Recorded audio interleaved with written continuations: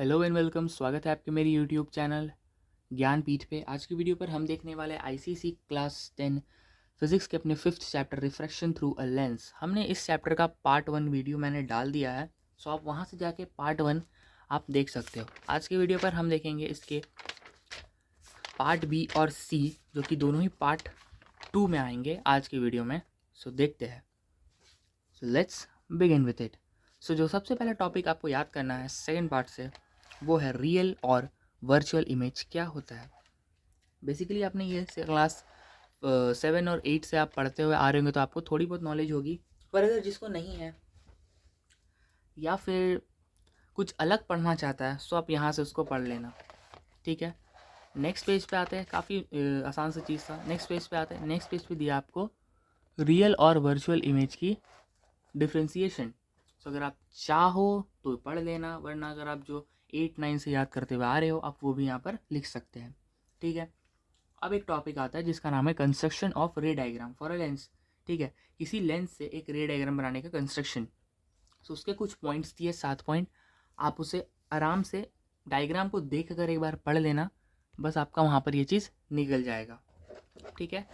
Next topic देखेंगे। So next topic है characteristics and location of images for a convex lens. कि convex lens में कहाँ से रे आएगी और कब कहाँ से उस पर इमेज बनेगी। मतलब मान लो अगर इन्फिनिटी से रे आ रही है, कहीं अनंत से अगर कोई रे आ रहा है और अगर कॉन्वेक्स लेंस पे पड़ रहा है, तो उसका डायग्राम तो उसका इमेज कहाँ बनेगा, ठीक है। सो उसी के बारे में कुछ केसेस दी हुई है, जैसे केस 1, केस 2, केस 3, केस 4 और केस 5 और लास्ट में केस 6। सो आपको सभी केसेस पढ़ने हैं।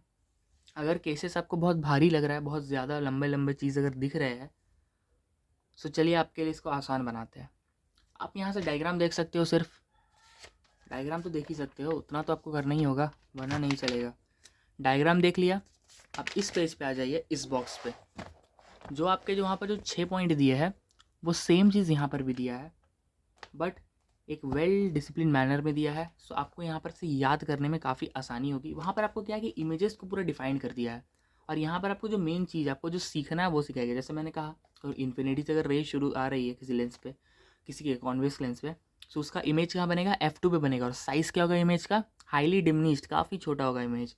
और नेचर क्या होगा, रियल होगा या इन्वर्टेड होगा, ठीक है। और एप्लीकेशन बर्निंग ग्लास, ठीक है।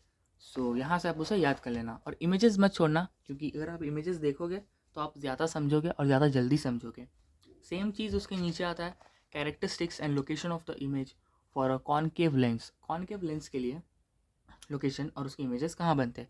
सो इसके लिए भी आपको 2 केसेस दिए गए हैं। अब भी यहाँ पर भी सेम चीज़ आपको करना है, दोनों केसेस के आपको डायग्राम देख लेना है और आ जाना है इस बॉक्स पे। सो दोनों ही बॉक्स को यहाँ पर, दोनों ही पॉइंट को यहाँ पर डिफाइन कर दिया गया है एक वेल डिसिप्लिन मैनर में। सो अगले पेज पे image by concave lens and convex lens दोनों ही का डिफरेंशिएशन दिया हुआ है।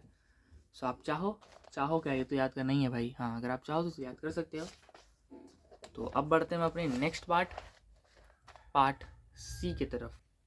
तो चलिए देखते हैं पार्ट सी से क्या क्या आने वाला है। पार्ट सी से जो सबसे पहला टॉपिक है वो है sign convention of measurement of distance. So आपको यहाँ पर काफ़ी सारे साइंस दिए हुए हैं, वो सारे ही साइंस को आपको याद करना है, ठीक है। ये देखिए सारे ही साइन है जो आपको याद करने होंगे। उसके बाद आ गया है लेंस फार्मूला की तरफ। सो लेंस फार्मूला आपको याद होना चाहिए, क्योंकि आगे जितने भी यहाँ पर न्यूमेरिकल्स बनेंगे वो सारे इस फार्मूला पे बेस्ड होंगे।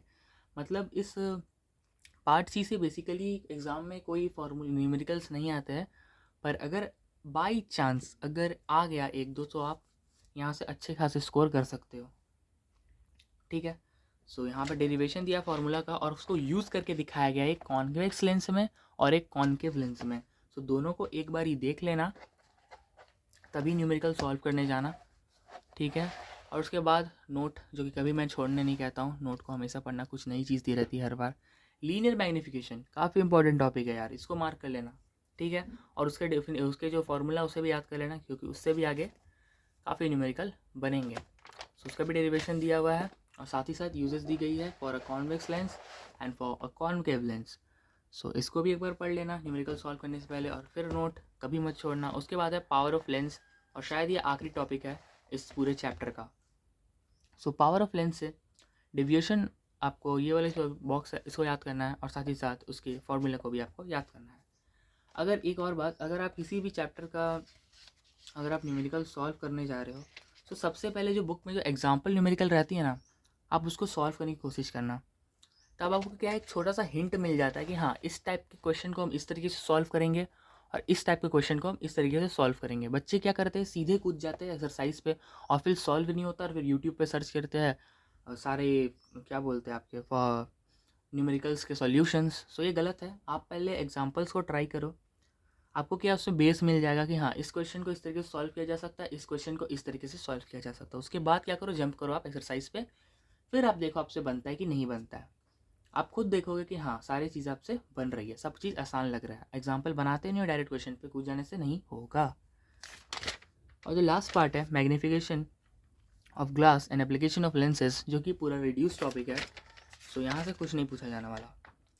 सो हमने आज के लेक्चर पे देखा reflection of light through a plane through a lens की जो पार्ट बी और सी थी उसके इम्पॉर्टेंट टॉपिक्स को।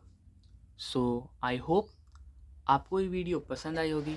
अगर वीडियो पसंद आया है सो वीडियो को लाइक करना, चैनल को सब्सक्राइब करना और कमेंट कर ये बता देना कि नेक्स्ट वीडियो किस टॉपिक पे चाहिए। तब तक के लिए थैंक यू, बाय बाय, मिलते हैं किसी नेक्स्ट वीडियो पे।